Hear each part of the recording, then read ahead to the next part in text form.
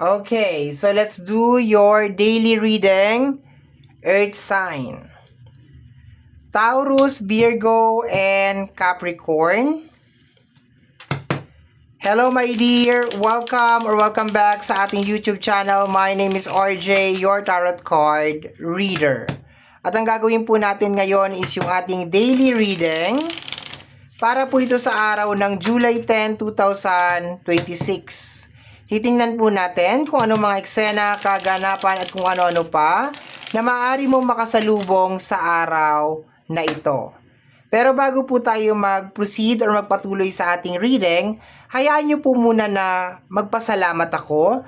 Maraming salamat po sa ating mga abangers, sa mga walang sawang naghihintay at nag-aabang ng kanilang mga readings. Thank you very much. Gusto ko rin pong pasalamatan yung ating mga bagong subscribers. Hello my dear, welcome po sa ating channel. I hope na mag-enjoy po kayo dito at sana yung mga readings na ginagawa ko ay nakakatulong po sa inyo or nakakatulong po sa ating lahat. Ayan.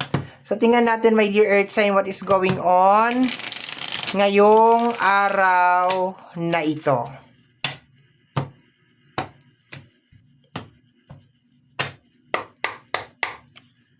First card natin is the Five of Wands. Okay. Tensyonado ka agad. Hopefully maganda ang clarification. We have here the energy of the Nine of Pentacles. Okay. So, I think my dear, this is the base card eh. So, meron mga tao my dear or meron mga energy na posibleng nagkokos ng or gumagawa ng tensyon, okay? Parang naggumagawa ng tensyon or parang gumagawa ng ingay, distraction sa energy ng Five of Wands. Ito ay distraction. Yes, this is energy of distraction. Dinidistract ka para hindi ka makarating doon sa gusto mong mapuntahan or hindi mangyari yung gusto mong mangyari, okay?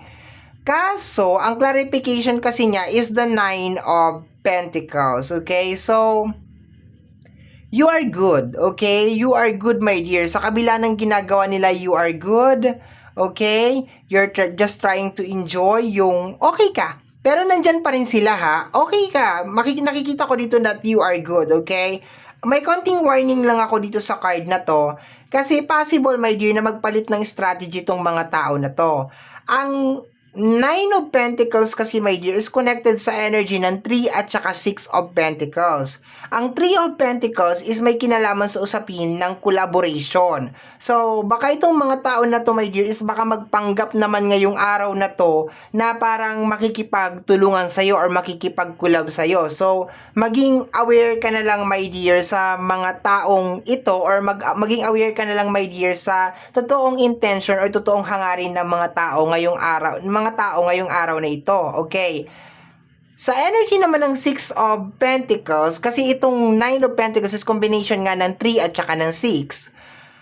6 of Pentacles is related sa energy ng giving at saka sharing. Ganon din sa pag-give at saka pag-share, medyo maging maingat ka rin. Hindi lang sa pera, my dear, pati na rin sa oras mo, sa emosyonal, maging ano ka rin, maging mapanuri, maging mapangilatis ka rin, my dear, ngayong araw na ito. Okay, yun ang nakukuha ko dito. Pero so far, you are good. You're okay. Ang nakukuha ko lang is posibleng gumawa sila ng strategy kasi bigla kong nakita yung combination ng 3 at saka 9. Ay, 3 at saka 6, okay? Possible na gamitin nila yun, my dear, na magpanggap na parang makikipag-collaborate or magpanggap na parang they are supporting you, something like that. Kasi, kung gagamitin nila, my dear, yung strategy ng 5 of Wands, which is aatakihin kanila, possible na makagawa ka ng paraan bago pa man sila dumating. So, I think hindi nila gagawin ito. Ang gagawin nila is mag-change sila ng strategy, my dear, para makapasok sa area of responsibility mo. So, maging aware ka na lang ngayong araw na ito sa mga possible na agenda, intention ng mga tao sa paligid mo, especially yung mga tao na parang very supportive, yung mga ganyan, biglaan na lang magiging mabait, yung mga ganon, okay? So, tingnan natin. Or wag basta-basta magtitiwala ngayong araw na ito. Okay? We have here the energy of the Knight of Pentacles. Pag-isipan ng mabuti, my dear, yung paglalabas ng pera. 'Di ba? Nabanggit ko na sa iyo yung 3 at saka yung 6 of Pentacles, which is may kinalaman yun sa collaboration at saka paglalabas ng pera. So, sinasabi ng Knight dito na pag-isipan mo na mabuti, my dear, ang paglalabas ng pera ngayong araw na to. Huwag magpadalos-dalos, my dear, sa paggastos. Kasi posible din, my dear, na i-trigger ka rin ng ibang tao para gumastos at maglabas ng pera. Next card natin is the energy of the Seven of Swords. Eto na ang backstabbing na energy. So, kino-confirm lang, my dear, ng ating Seven of Swords yung sinabi ko kanina. Na possible na magpalit ng strategy, my dear. Itong, wait lang. Wait lang ha, saglit lang. Okay na. Malulo battery ako. Ayan, naka-charge na siya ngayon. Okay. So, nasa na ba ako kanina? Possible na magpalit ng strategy yung mga, anong tawag natin dito? Mga Five of Wands, yung mga waka-waka dancer, yung mga ganyan, no? Ng kanilang strategy, my dear. Para makapasok sa area of your responsibility. Ayan, so ingat-ingat lang, my dear, ha? Ingat-ingat lang.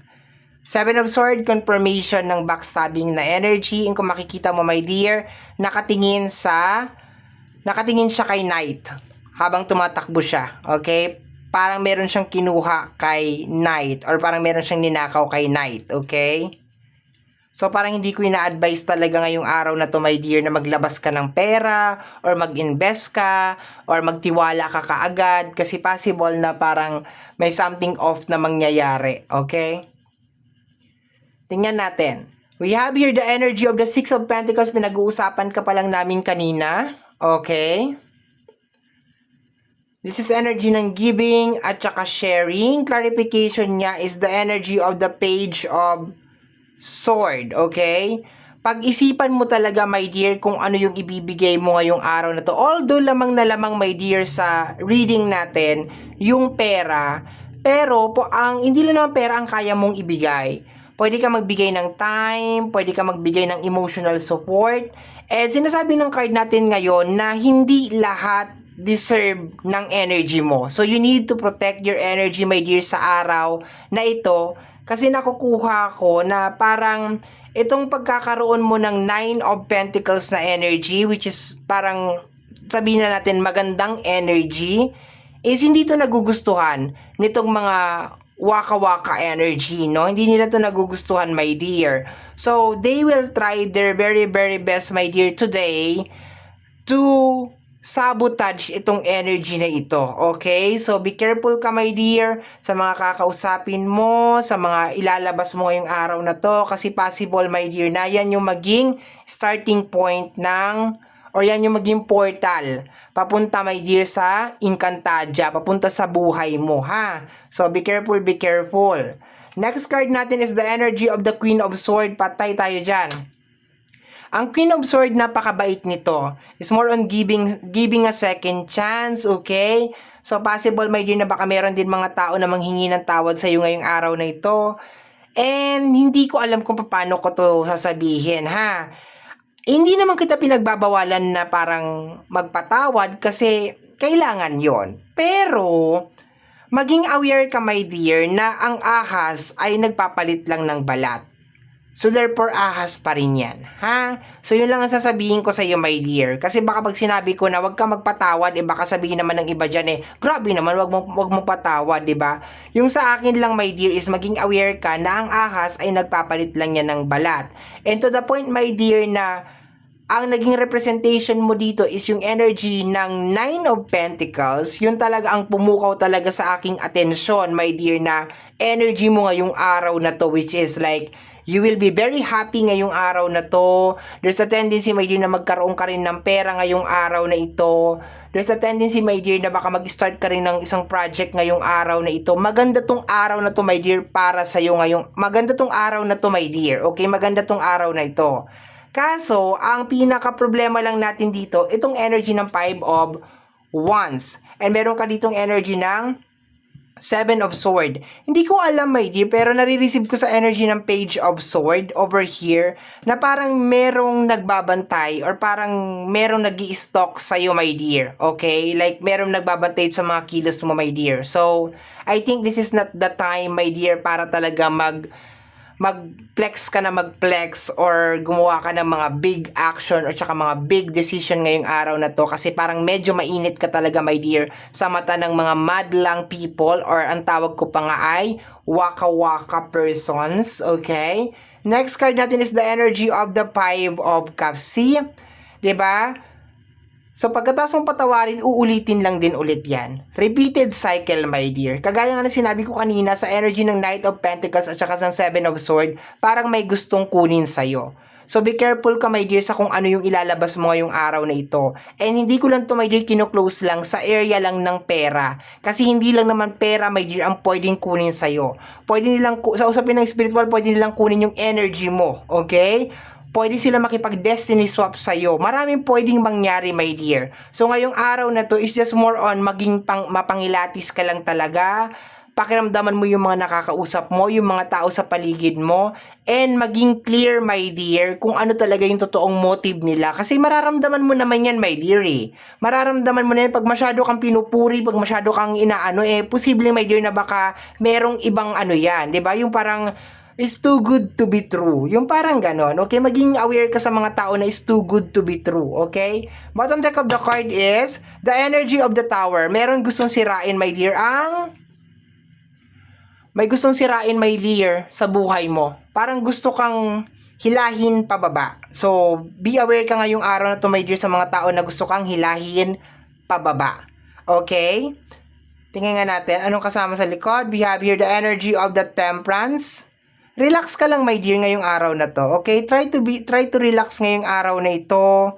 And yeah, basta maging mapangilatis ka lang talaga, my dear, sa mga tao sa paligid mo. Yun lang talagang paulit-ulit kong sasabihin. Yung mga tao na parang all of the sudden biglang babait sa'yo. Yung mga tao na parang magpapaawa sa'yo. Yung mga ganyan. So, mag-ingat ka sa mga kakausapin mo ngayong araw na ito. Sa Facebook man yan, sa Messenger man yan, yung mga re-replyan mo. At saka yung mga biglaang magme-message, yung katagal-tagal na hindi na mga nagme-message naman na hindi ka naman pinapansin. Tapos all of the sudden, bigla kang ime-message. Ay nako, ingat-ingat ka dyan. Baka ang susunod niyan ay Mars, pautang naman. Or friend, pautang naman. Ay naku. No? Be careful ka dyan. O baka magkikwento lang yan, my dear, ng mga katoksikan nila sa buhay nila. Nako, ipapasa lang nila yung mga negative sa'yo. So, maglagay ka ng boundary, maglagay ka ng space, my dear. Ha? Wala naman ako sinabing wag mo silang kausapin, wag mo silang patawarin, wag mo silang i-entertain, pero learn how to set some boundaries sa mga tao na ito, my dear. Ha? And, gaya na sinabi ko kanina, maging mapangilatis at siguraduhin na alamin at pakiramdaman ang totoong layunin o agenda ng mga taong ito. Okay? So my dear, yan po ang nasagap natin na message energy para sa araw na ito, July 10, 2026. Kagaya po ng lagi kong sinasabi, ang tanging hiling at dasal ko lamang po sa ating buong may kapal na ang mga readings na ginagawa ko ay nakakatulong po sana sa ating lahat. Maraming salamat po. Thank you, my dear. Bye-bye. Take care of yourself.